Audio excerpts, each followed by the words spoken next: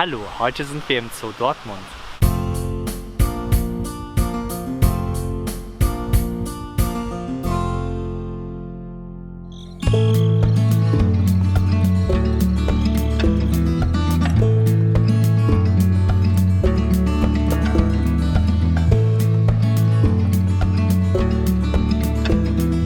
Ich habe jetzt hier Weide in der Hand, die würde ich jetzt erstmal verteilen für die Kängurus. Die stecke ich dann immer in den Boden oder stecke die zwischen den Felsen, damit die Kängurus ein bisschen was zu tun haben, weil das Laub sich dann weiter bewegen kann und das dann gleich direkt eine Beschäftigung mit dafür für die Tiere und dann wird es auch nicht ganz so langweilig. Ja, im Sommer bekommen unsere Felsenkängurus eigentlich immer frisches Laub und das ist jetzt hier zum Beispiel eine Silberweide. Das fressen die total gerne, da können die halt auch die Rinde mitfressen.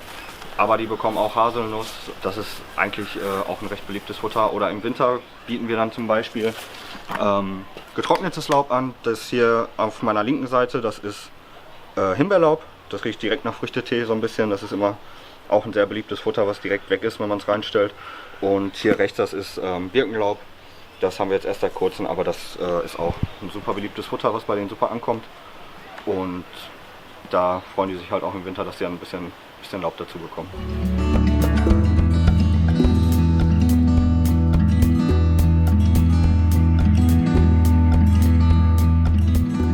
Ja, dann haben wir noch unsere Futterschalen, die jeden Tag bekommen, zweimal am Tag.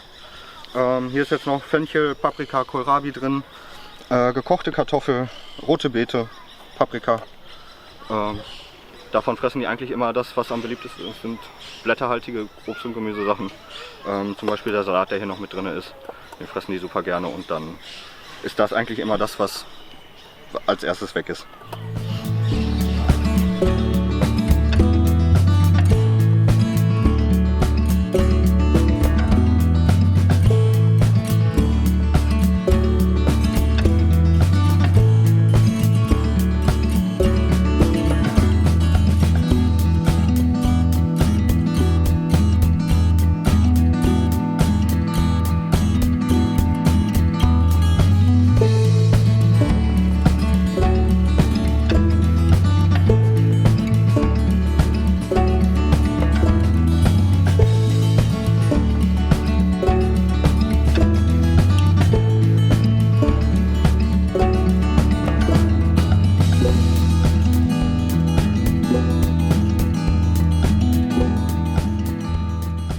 Halt recht scheue und ja, schüchterne Tiere.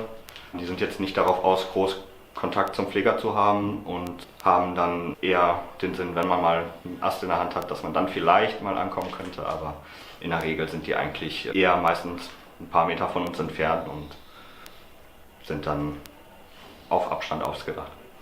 Und die kann man vielleicht ganz gut auch in unserem Haus sehen.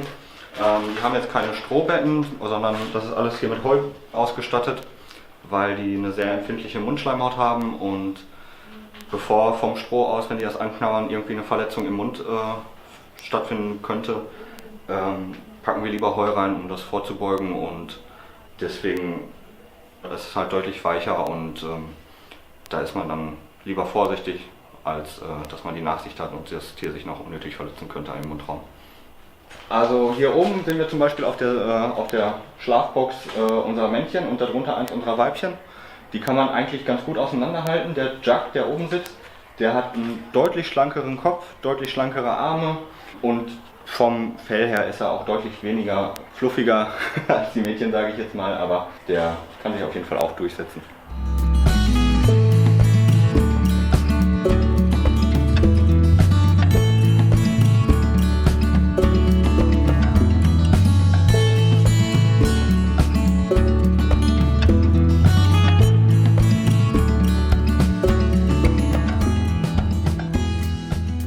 Wir haben hier eine sehr große Außenanlage für unsere 4 Kängurus. Das ist zum Beispiel immer ganz gut zur Beschäftigung von Besucher und von Tier.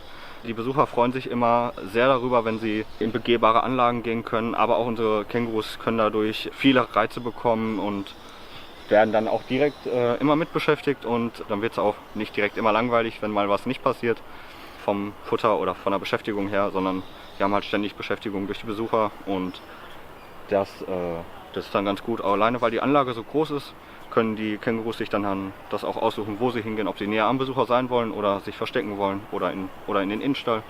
Deswegen ist das immer eine gute Sache für Tier und Mensch.